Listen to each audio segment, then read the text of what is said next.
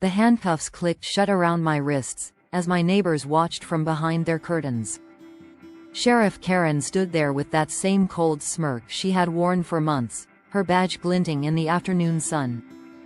My crime? Painting my own gate blue, on my own property.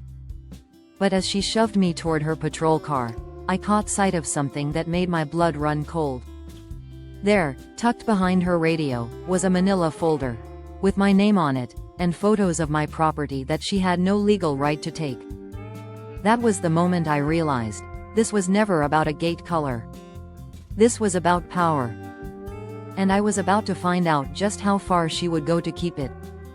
My ranch sits on 47 acres of rolling hills, about 30 miles outside of town, where the morning fog rolls through the valleys like a slow river.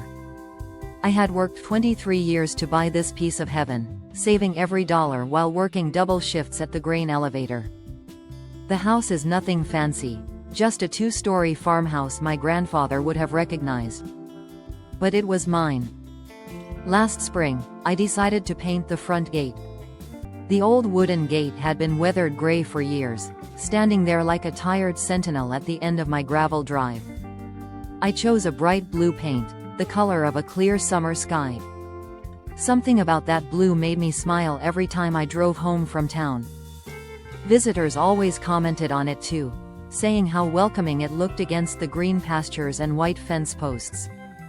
This is the kind of place where everyone knows everyone else. We wave at passing trucks on the county roads. We help each other during harvest season. When Mrs. Henderson's husband passed last winter, the whole community showed up with casseroles and firewood. I had always been the quiet type, keeping to myself mostly. But I respected my neighbors, and they respected me. The gate became something of a local landmark. The mail carrier mentioned it. The propane delivery man said it brightened his whole route.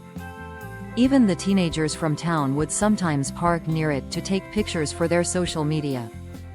I found myself taking extra care of that gate, touching up the paint when it needed it, making sure the hinges stayed oiled and smooth.